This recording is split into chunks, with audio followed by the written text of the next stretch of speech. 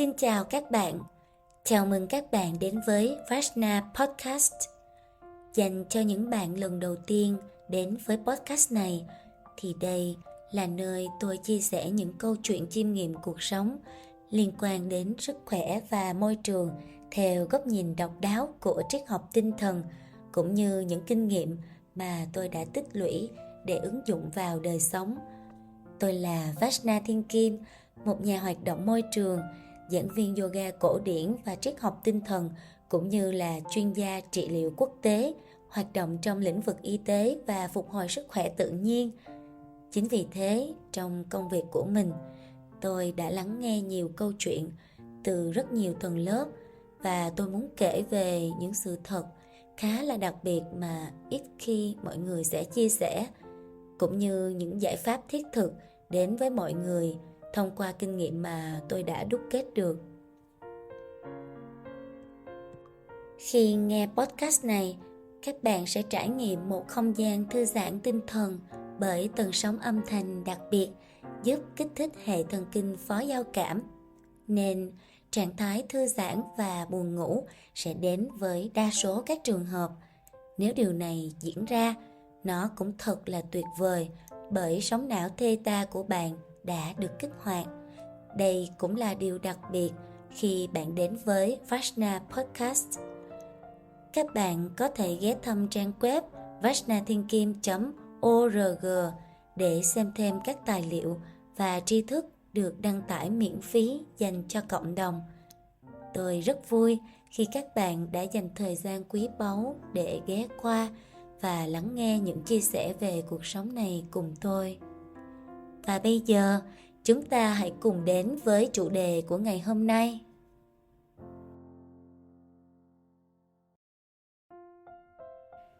Hôm nay thời tiết chỗ mọi người thế nào? Thú thật là hôm nay Kim vẫn còn mệt sau một trận ốm vừa qua. Một phần vì Kim đã hỗ trợ phục hồi nhiều ca bệnh lý khá là ngặt nghèo, và một phần thời tiết Hà Nội bây giờ lúc thì nóng, lúc thì lạnh và còn nồm ẩm nữa. Kim cũng thấy lo cho sức khỏe của những người ở khu vực miền Bắc lắm. Đấy, các bạn thấy không? Giọng nói của mình vẫn còn bị ảnh hưởng đôi chút đó chứ. Thế nhưng đến hẹn lại lên, thứ 6 rồi, trách nhiệm của mình mà. Và cũng là một ngày cuối tuần yêu thích của Kim, khi mà Kim được tâm tình chia sẻ những điều thú vị trong cuộc sống với mọi người. Mình biết cuộc sống này thật nhiều điều bận rộn.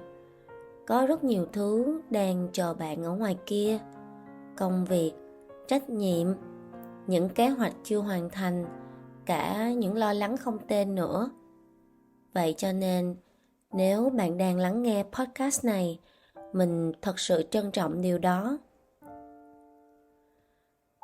Hôm nay, mình muốn cùng bạn trò chuyện về phần tiếp theo của một chủ đề tập hôm trước: bánh xe hamster, cái vòng xoay của công việc, tiền bạc và những kỳ vọng không hồi kết.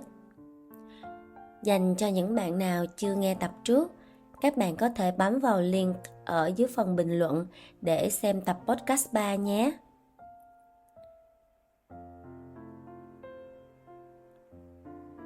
Không biết bạn đã bao giờ cảm thấy như thế này chưa? Mỗi ngày trôi qua, bạn vẫn đang làm việc hết mình, vẫn cố gắng từng chút một để tiến về phía trước. Nhưng có những lúc, bất chợt trong một buổi tối muộn nào đó, hay vào một khoảnh khắc trống rỗng hiếm hoi, bạn lại tự hỏi, mình đang chạy theo vì điều gì? Liệu có một điểm dừng nào đó không? Hay mình cứ phải tiếp tục mãi như thế này? Kim không có câu trả lời hoàn hảo cho tất cả, vì mỗi người chúng ta sẽ có những trải nghiệm đa sắc riêng cho mình. Nhưng có lẽ chúng ta có thể cùng nhau suy ngẫm về điều này.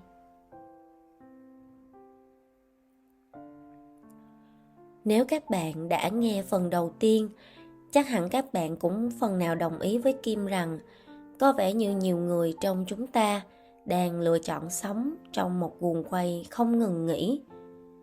Chúng ta cứ lao về phía trước với niềm tin rằng chỉ cần mình đi nhanh hơn, xa hơn thì hạnh phúc sẽ chờ sẵn ở đâu đó. Nhưng nếu chúng ta cứ chạy mãi mà chưa từng dừng lại để nhìn xem con đường mà bạn đang đi, nó thật sự đang dẫn bạn đi về đâu? Nếu không ý thức được việc này, bạn sẽ ngày càng đi xa khỏi mục đích ban đầu mà bản thân không hề hay biết.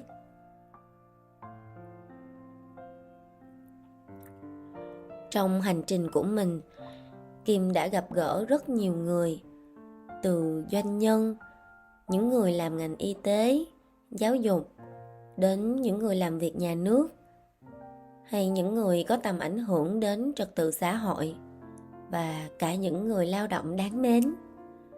Dù họ là ai, ở vị trí nào, tất cả đều có một điểm chung.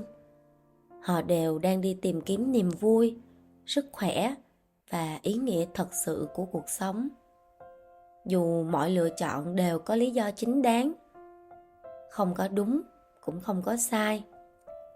Nhưng có một điều mà Kim nhận ra: nếu cứ lao về phía trước mà không biết đích đến, chúng ta có thể chỉ đang mắc kẹt trong một vòng xoáy mà bản thân chính mình cũng không nhận ra. Xã hội vẫn luôn nói với chúng ta rằng cứ thành công đi, rồi hạnh phúc sẽ đến. Nhưng liệu có đúng là như vậy không? Các bạn suy nghĩ như thế nào về điều này? Trong những buổi chia sẻ của mình, Kim cũng không ít lần nhắc đến hiệu ứng so sánh xã hội và tâm lý tích lũy sợ hãi. Đó là những hệ lụy từ chủ nghĩa tiêu dùng quá độ. Chủ nghĩa này không những gây ảnh hưởng nghiêm trọng tới hệ sinh thái môi trường trên hành tinh, chúng còn là chất kết dính chúng ta với guồng quay đều vô tận của lời hứa về thành công và hạnh phúc. Đây cũng là điều chúng ta sẽ cùng nhau chia sẻ ngày hôm nay. Các bạn biết không, Kim cũng từng ở đó, từng bị cuốn vào những kỳ vọng của xã hội, thước đo về thành công vật chất và những nỗi lo lắng trăn trở không dứt. Nhưng rồi mình chợt nhận ra, sau ngần ấy trải nghiệm, có lẽ vấn đề nó không nằm ở việc chúng ta chưa đủ giỏi hay chưa cố gắng đủ nhiều, mà nó nằm ở cách chúng ta nhìn nhận và định nghĩa về hạnh phúc, về sự đủ đầy. Kim không hề có ý nói rằng vật chất không quan trọng, hay ta nên bỏ hết mọi thứ để tìm kiếm sự bình yên, mà ngược lại, chúng ta phải thật sự có ý thức về vật chất. Vật chất nó nên là một phần quan trọng trong xã hội này, bởi nó giúp ta trải nghiệm tận cùng của cuộc sống và trao cho ta rất nhiều những cơ hội khả dĩ. Vì ai cũng có những trách nhiệm riêng, có những điều không thể buông bỏ mà. Chỉ có điều là vật chất ấy nó sẽ trở thành một người bạn đồng hành đáng tin, hay nó sẽ là một ông chủ kiểm soát hoàn toàn cuộc sống của bạn. Nếu có một phương thức để ta sống mà không cảm thấy bị mắc kẹt, thì bạn có muốn thử một lần nhìn nhận lại mọi thứ cùng Kim hay không?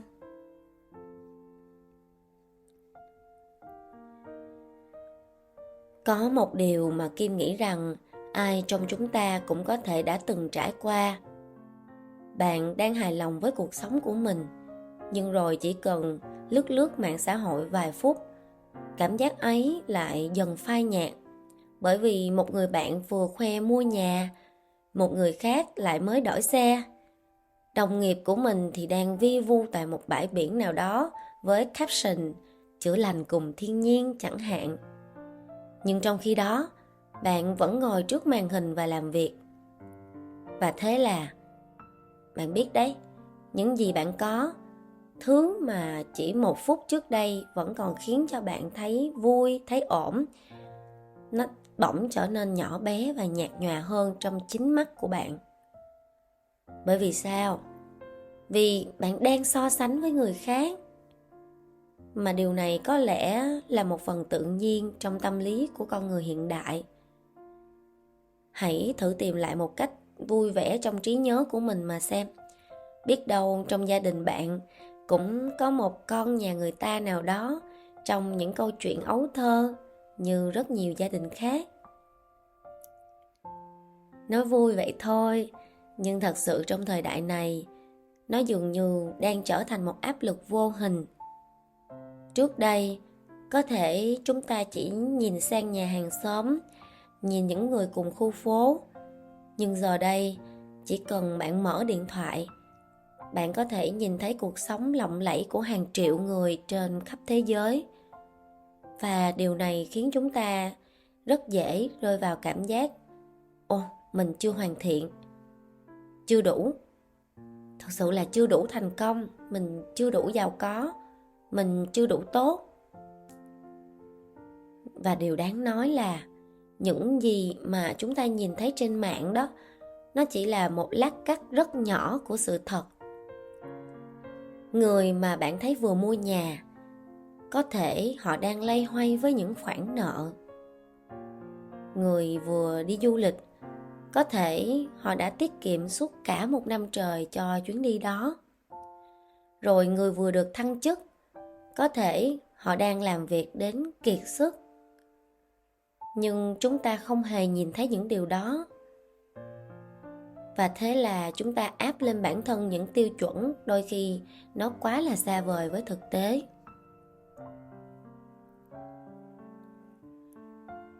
Có một sự thật là hiệu ứng so sánh nó đã tác động rất mạnh mẽ đến sức khỏe tâm thần của thế hệ chúng ta.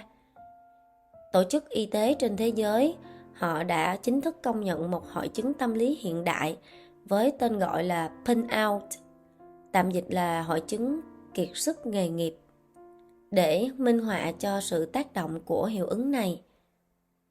Nếu như bạn cảm thấy bản thân mình kiệt sức nè, mất động lực, cảm thấy công việc nó không còn mang lại cho bạn niềm đam mê và hứng khởi nữa, rồi bạn thì luôn sống trong sự áp lực nhưng không biết thực sự là tại sao, và cảm giác mất kiểm soát cuộc sống luôn chiếm hữu lấy bạn, thì đó là những dấu hiệu của burnout.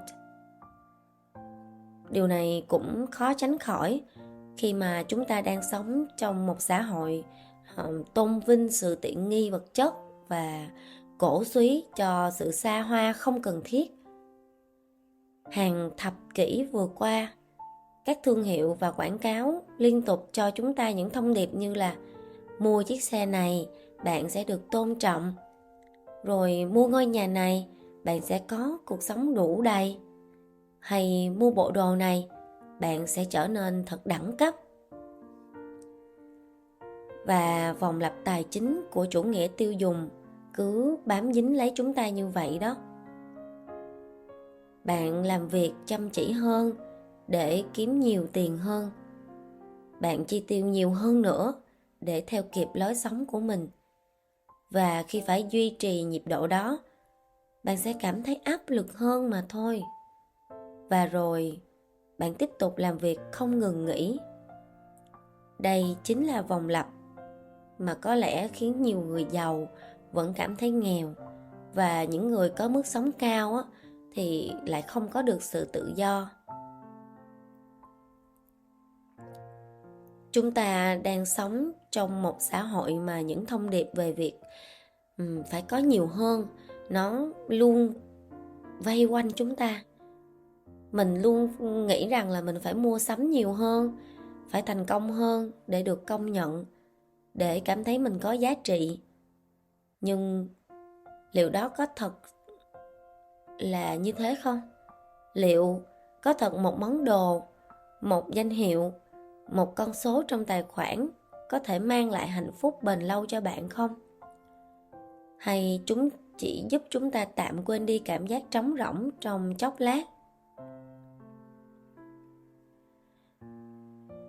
Có một điều Kim cũng để ý thấy, đôi khi chúng ta không chỉ kiếm tiền để sống, để tồn tại, mà còn vì nỗi sợ nữa. Đây chính là một hệ lụy tâm lý của chủ nghĩa tiêu dùng quá độ đã tạo nên một hiệu ứng gọi là tâm lý tích lũy sợ hãi. Chúng ta hay sợ rằng là nếu không có đủ thì tương lai sẽ vất vả. Sợ rằng nếu không tích lũy đủ nhiều thì sau này sẽ thiếu thốn. Vậy nên ta lao vào làm việc, cực lực kiếm tiền, mua thật là nhiều bảo hiểm để đảm bảo khi đau ốm vẫn có sự chăm sóc tốt nhất, vẫn có những khoản tiền hậu hĩnh đền bù. Nhưng nghịch lý là chúng ta sẵn sàng làm việc đến kiệt sức chỉ để có tiền chữa bệnh, nhưng lại ít khi dừng lại một chút để chăm lo cho sức khỏe của chính mình ngay từ bây giờ, nếu mà bạn cảm thấy bạn vẫn ổn, đúng không? Chúng ta tích góp để sau này có thể tận hưởng, nhưng quên mất rằng hiện tại cũng đáng để sống mà. Kim nhớ đến câu nói của Steve Jobs trước khi ông rời xa thế gian. Ông nói rằng chiếc giường đắt giá nhất chính là chiếc giường bệnh. Vậy rốt cuộc giàu có đồng nghĩa với hạnh phúc không? Nếu bạn không có thật nhiều tiền, liệu điều đó có nghĩa là bạn kém may mắn hơn người khác hay không? Kim không có câu trả lời đúng hay sai, nhưng bạn có thể lắng nghe một câu chuyện nhỏ từ chính những đúc kết từ hành trình cuộc đời của Kim để có góc nhìn cho riêng mình. Có lẽ Kim là một người khá là may mắn khi có được những trải nghiệm rất là đáng giá với độ tuổi còn khá trẻ. Kim từng bước chân vào thế giới vật chất từ khá sớm và mang đầy tính tự lập, tự do. Vào những năm vừa ngoài 20, Kim đã có sự nghiệp kinh doanh vững vàng, thu thập hàng trăm triệu mỗi tháng từ chuỗi spa chăm sóc sức khỏe của mình tại quê nhà ở Cần Thơ. Kim có thể mua được rất nhiều thứ mà mình muốn từ lúc còn bé như thế. Có thể nói là muốn gì được đó. Kim vẫn nhớ một lần vào ngày 14 tháng 2, có một người bạn yêu mến muốn tặng Kim một món quà. Bạn biết đó là gì không? Đó là một chiếc nhẫn kim cương 6 ly 3. Và ngay khi nhìn thấy tờ giấy kiểm định, Kim đã vô tư trả lại luôn. Lý do chỉ vì nó là nước ép à. Nước ép chứ không phải là nước D nha các bạn. Ok, để giải thích cho việc này một chút đó, thì các bạn biết không, hồi trẻ Kim rất là đơn thuần. Kim suy nghĩ khá là đơn giản luôn. Ngày lễ tình yêu mà, thì tình yêu càng thanh khiết càng tốt chứ. Với kim cương thì độ tinh khiết của kim cương trong ngày lễ tình nhân nó còn thể hiện một cái mức độ tinh khiết khác ở cái nghĩa bóng của tình yêu. Mà với Kim, từ nước D trở lên thì mới là tinh khiết. Thật là sự là cũng buồn cười đúng không các bạn? Thì hồi đó Kim đã sống trong một thế giới mà mọi thứ đều có giá trị bằng con số, bằng nhãn mác, thương hiệu, bằng những chuẩn mực mà xã hội thời đó cho rằng đấy mới là đẳng cấp hào nhoáng.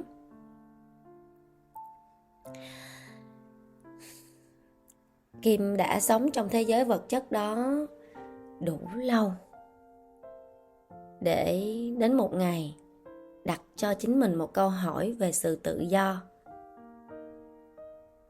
Vậy kiếm nhiều tiền để làm gì khi mình thấy mọi thứ xung quanh dần trở nên vô nghĩa và ngày càng bị trói buộc hơn?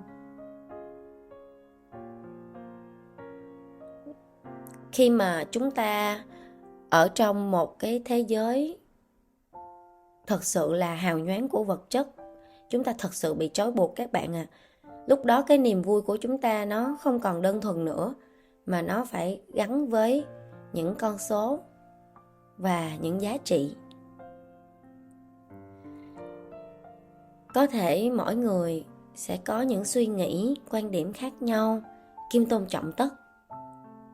Nhưng với riêng Kim, trong sự trải nghiệm của mình, sự giàu có hóa ra không phải là khi mình có nhiều tiền nhất hay khi mua được mọi thứ mình muốn, mà là khi bạn có thể chọn cách sử dụng thời gian của mình mà không bị trói buộc, có thể sống một cách tự do, tự tại.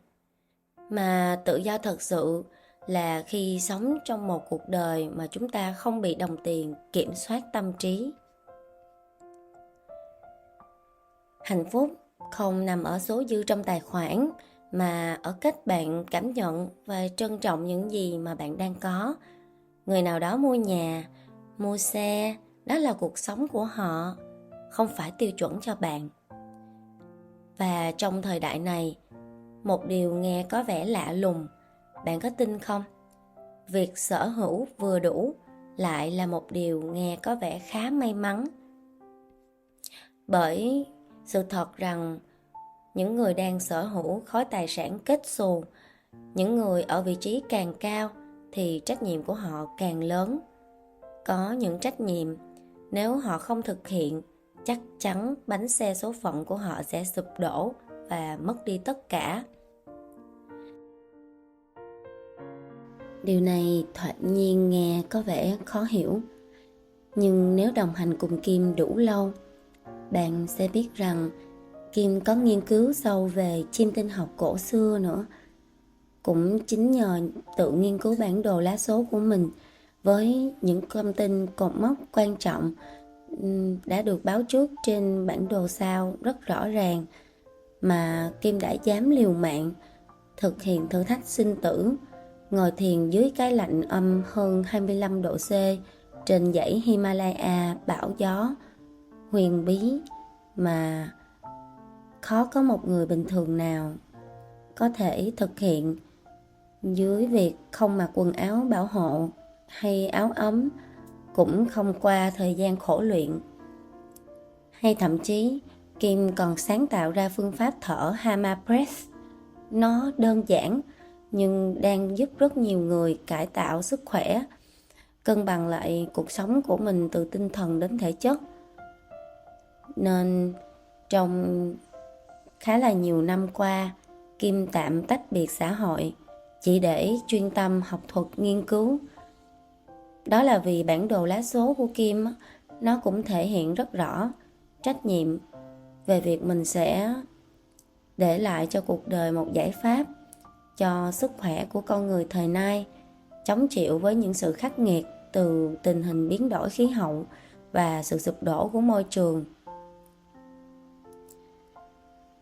Và cũng có một điều bản thân Kim cũng khó giải thích về những tiềm lực bí ẩn bên trong mình.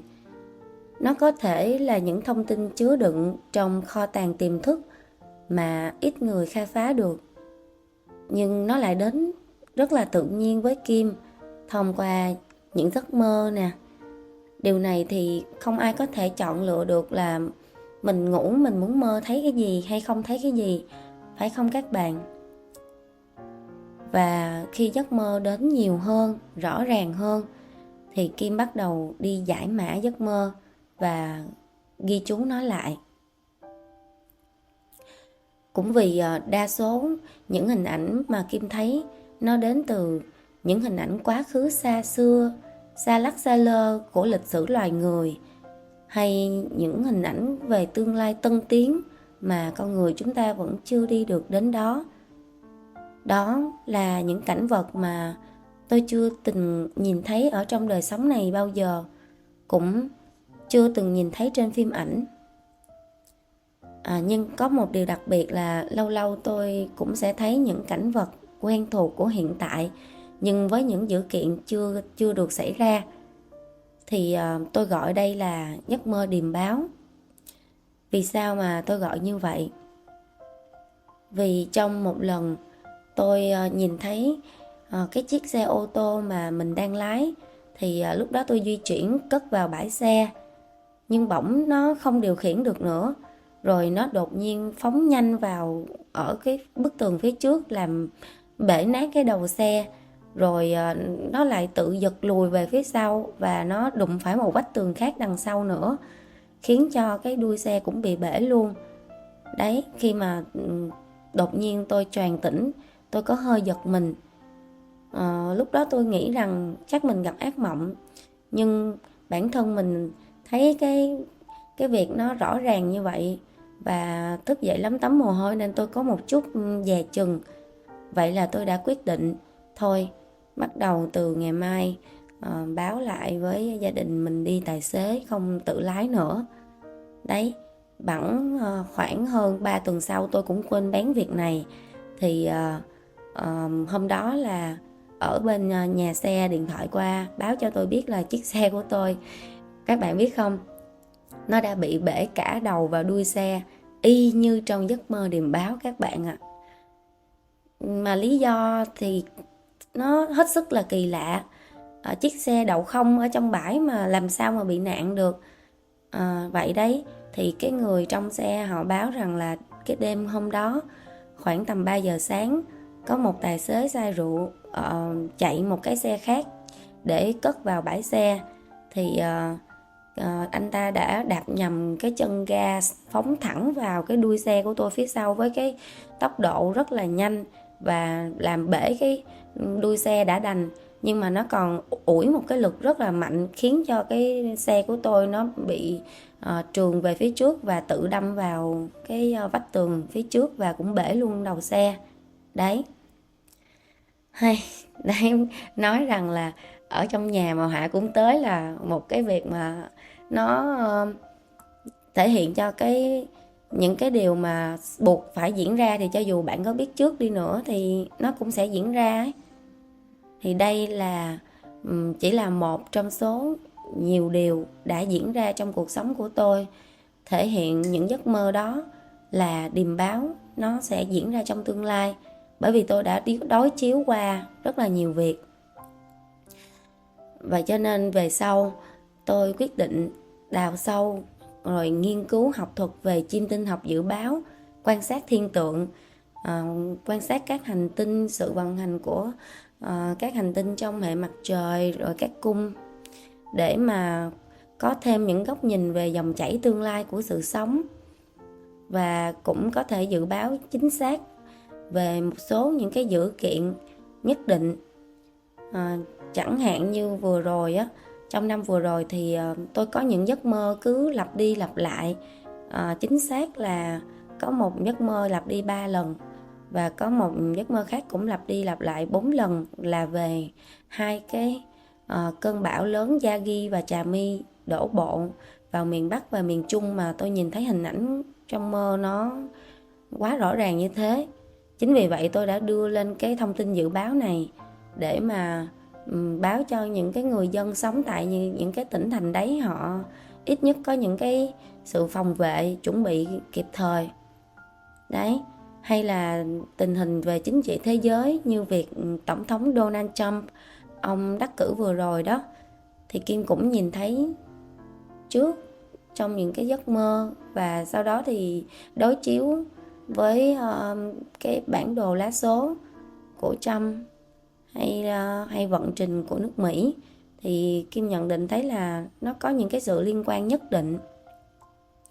Và rồi thì mình tìm thấy nhiều cái thông tin khá là hay, khá là thú vị trong cái sự vận hành của xã hội tổng quan, nên mình đã đưa ra những cái góc nhìn học thuật về chiêm tinh dự báo để đưa ra những cái bài dự báo tổng quan mỗi năm mà bạn có thể đọc ở trên trang web cá nhân hay Facebook cá nhân của Kim.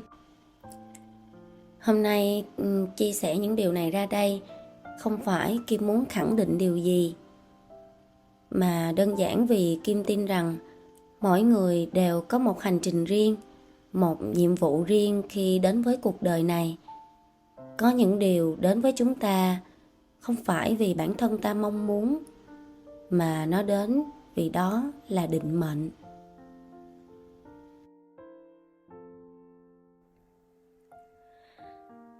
Vào vài năm trước đây á, trong một khóa thiền kéo dài, có một sự dẫn dắt rất là tự nhiên đã mang đến cho Kim một cơ hội để gặp một hành giả ẩn dật trên dãy Himalayas. Ông lớn tuổi rồi.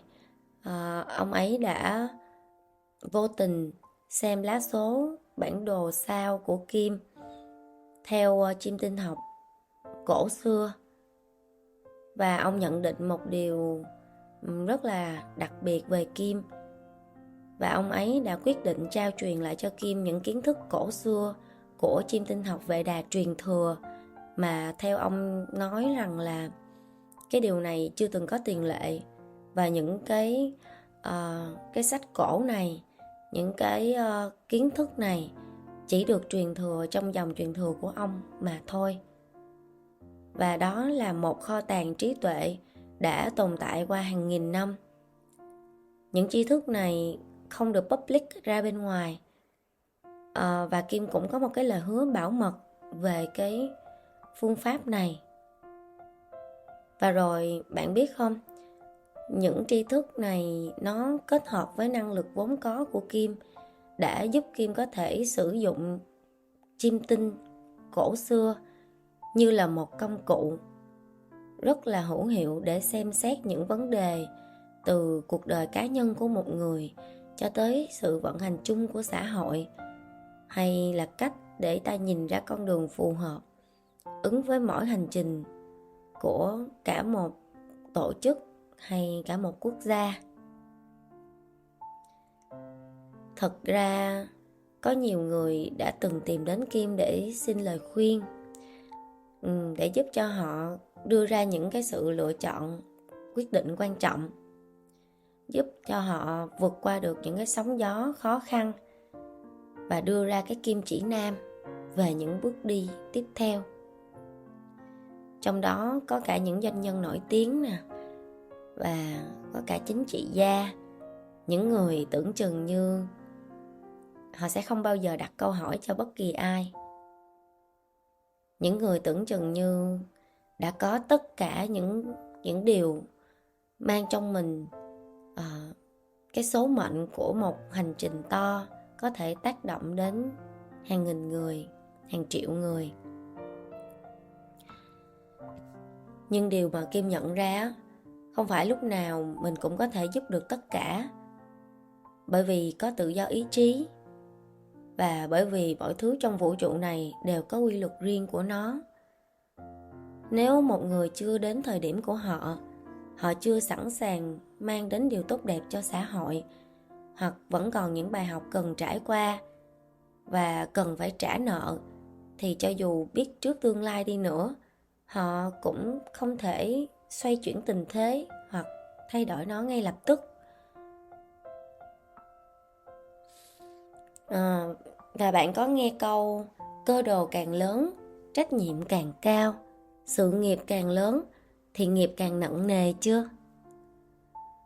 Như những người đứng đầu một đất nước, hay những người có tầm ảnh hưởng đến sự phát triển của một xã hội, thì họ sẽ phải có trách nhiệm và sứ mệnh với toàn dân hay với những đoàn thể quần xã lớn. Mỗi một quyết định của họ ảnh hưởng lên không chỉ vài người hay một thời điểm, mà nó còn ảnh hưởng cả một thế hệ và tương lai về lâu dài. Khỏi phải nghĩ thì cũng biết, đôi vai của họ lúc nào cũng nặng gánh. Có lẽ điều mà họ cần học duy nhất trong suốt cái hành trình cuộc đời của họ, Kim nghĩ đó chính là làm thế nào để thư giãn đúng cách và để biết đặt xuống đúng lúc. Thật đấy các bạn ạ, tôi đã chứng kiến quá nhiều những câu chuyện từ những người mang những số mệnh phải có cơ đồ lớn, phải làm nên sự nghiệp lớn. Và cũng chính trong những cuộc trò chuyện hay cung cấp thông tin giải pháp cho họ, thì Kim thật sự nhận ra rằng đôi khi với một người có lẽ sẽ là điều tốt khi không phải gánh vác trên vai những trách nhiệm quá lớn, quá nặng nề như thế. Bạn có bao giờ nghe cái câu áp lực không thể từ chối chưa?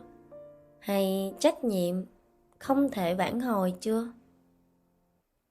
Có những cái trách nhiệm và áp lực như thế đấy các bạn ạ.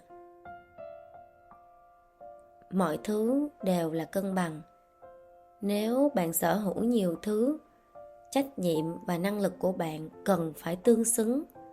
Nếu không, những điều đến với bạn á, đôi khi nó không phải là những điều mà bạn trông đợi đâu. Và có những vấn đề đôi khi có hướng tháo gỡ, nhưng chính sức nặng của quyền lực và địa vị hay những trách nhiệm sứ mệnh nó khiến cho họ không buông được, mà cuối cùng họ vẫn lựa chọn sai lầm và phải đối diện với những sự mất mát và thất bại không thể vãn hồi.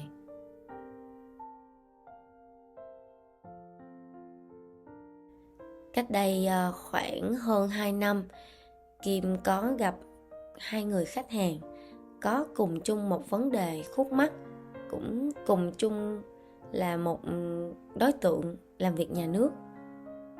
Thì sau khi Kim phân tích bản đồ lá số chim tinh học của họ theo giai đoạn hiện tại lúc bấy giờ cho đến tương lai 10 năm tiếp theo trong cuộc đời của họ, thì Kim đều đưa ra những cái lời khuyên rất là chi tiết. Và trong số đó, lời khuyên quan trọng nhất là Kim khuyên họ hãy dừng lại công việc và nên chuyển ngành ngay từ bây giờ.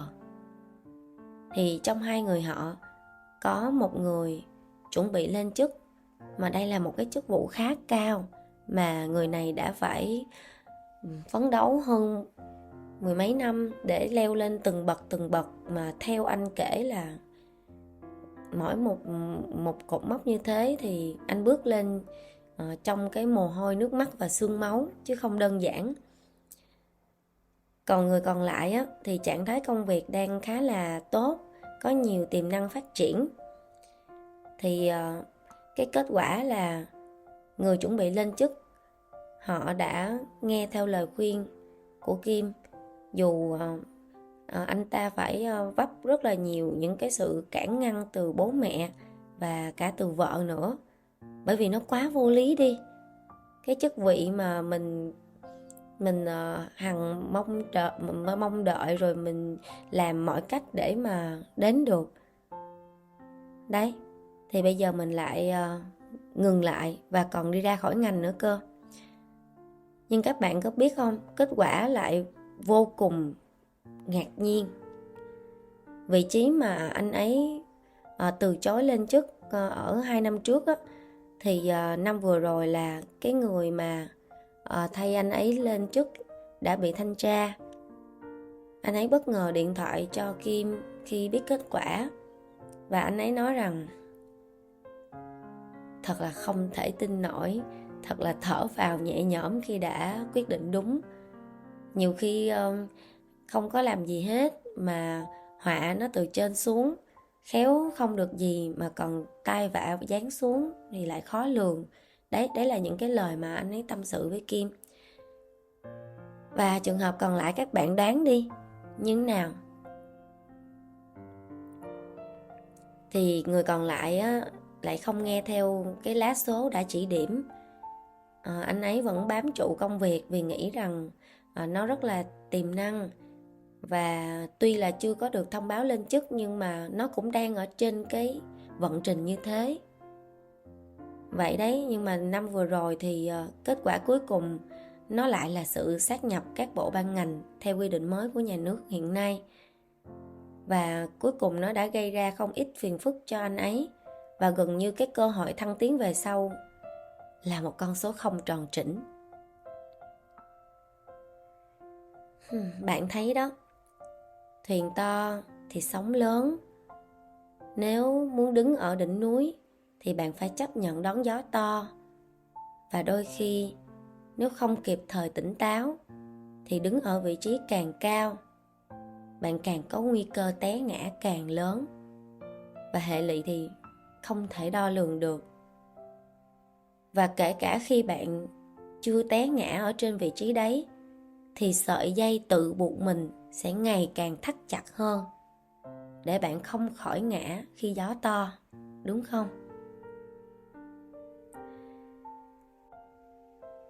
Vậy cho nên điều Kim muốn chia sẻ với bạn ngày hôm nay á, là tiền và quyền không phải là mục tiêu hay đích đến cuối cùng của mỗi chúng ta, mà nó chỉ là phương tiện để tạo ra sự tự do thật sự nếu bạn sử dụng nó một cách có trí tuệ, biết cầm lên hay đặt xuống đúng lúc.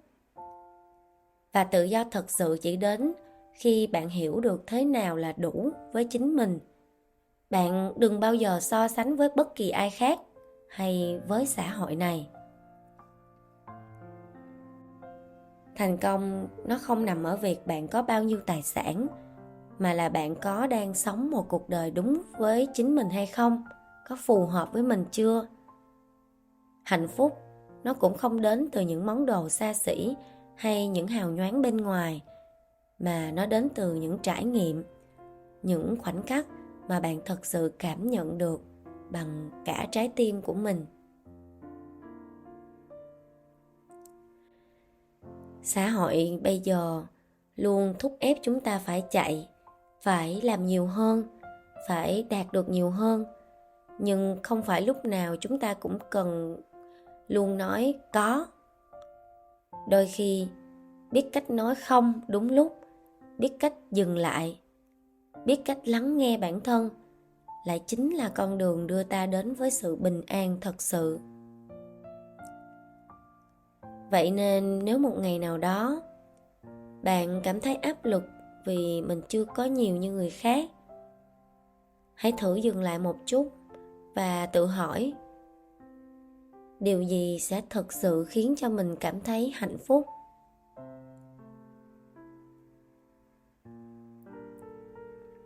Và nếu câu trả lời là những khoảnh khắc ý nghĩa, những trải nghiệm tuyệt vời, thì có lẽ chúng ta không cần quá nhiều thứ như mình vẫn nghĩ để đạt được điều đó. Hãy làm việc mà không gắn kết với kết quả, đừng trông đợi quá nhiều, đừng đặt những kỳ vọng quá to lớn, bởi vì hạnh phúc nó không phải là đích đến, nó là từng khoảnh khắc trên hành trình của chúng ta.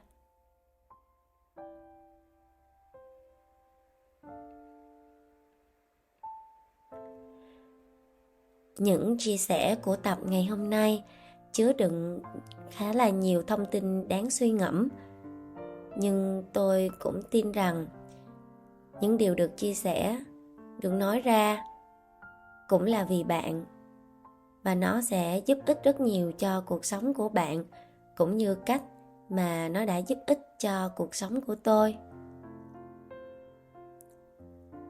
Bạn cảm thấy như thế nào về chủ đề ngày hôm nay?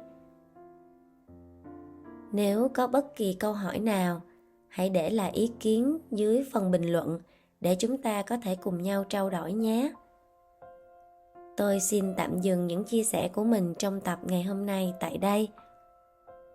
Nếu bạn thấy nội dung này hữu ích, hãy ấn like và share để cùng lan tỏa đến những người cùng đồng tâm với chúng ta nhé. Bên cạnh đó, như thường lệ, nếu bạn chưa đăng ký kênh, hãy ấn vào nút đăng ký ở phía dưới và đừng quên bật chuông thông báo để khi có nội dung mới, YouTube sẽ thông báo ngay cho bạn. Hẹn gặp lại bạn vào mỗi tối thứ 6 hàng tuần tại Vajna Podcast, nơi chúng ta lại cùng nhau khám phá những điều thú vị về sức khỏe và đời sống. Chúc bạn có một buổi tối cuối tuần bình an và nhiều niềm vui.